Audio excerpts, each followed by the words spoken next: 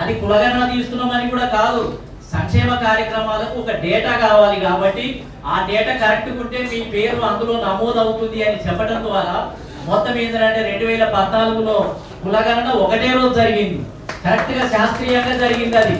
అది బిఆర్ఎస్ అయినా నాకు ఇష్టం లేకపోవచ్చు కాక, కానీ సైంటిఫిక్ గా తీసినటువంటి కులగణన ఏదన్నా ఉంది అని అంటే కేసీఆర్ నిర్వహించినటువంటి కులగణనే 51.5% వెళ్ళింది.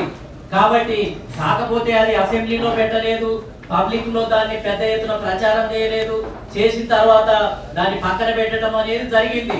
కానీ ఒకసారి పక్కన పెడితే అసెంబ్లీలో ప్రవేశపెట్టకపోతే అది చెల్లుబాటు కాదు అనడానికి ఆస్కారం లేదు. ఒకసారి కులగణన తీయబడ్డది అని అంటే ఆ నివేదికను ఎప్పుడైనా ఉపయోగించుకోవచ్చు, ఎప్పుడైనా వాడుకోవచ్చు. అట్లా అనుకుంటే మండల్ కమిషన్ కూడా 1978లో నివేదికను సమర్పిస్తే ఇందిరాగాంధీ పక్కన పెట్టేసింది అమలు చేయకుండా. మళ్ళీ విశ్వనాథ్ ప్రతాప్ సింగ్ 1990లో మళ్ళీ అదే మూలకు పెట్టినటువంటి మండల్ కమిషన్ తీసుకొని వచ్చి అమలు చేశారు. కాబట్టి ఒకసారి పక్కన పెడితే అది చెల్లనేరదు అనేది రేవంత్ రెడ్డి గారి గవర్నమెంట్, కాంగ్రెస్ ప్రభుత్వం మోసపూరితంగా దాన్ని ఏంటిది అని అంటే సైడ్ ట్రాక్ చేయడానికి చేస్తున్నటువంటి ప్రయత్నంగా కొనసాగుతుంది.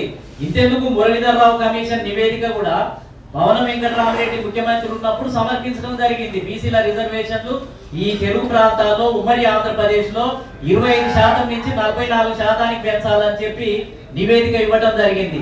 కానీ భవన వెంకటరామరెడ్డి దాన్ని పక్కన పెట్టి అమలు చేయలేదు. కానీ మళ్ళీ ఎన్టీ రామారావు ముఖ్యమంత్రి అయిన తర్వాత దాన్ని అమలు చేయడం జరిగింది. ఒకసారి నివేదిక కానీ జనగణన కానీ జరిగితే అది ఎప్పుడైనా సందర్భాన్ని బట్టి వినియోగించుకోవడానికి అవకాశం ఉంటుంది.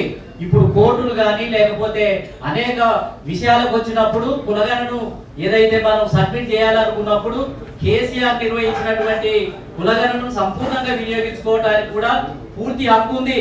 కాబట్టి ఇప్పుడు తీసిన కులగణన తప్పుల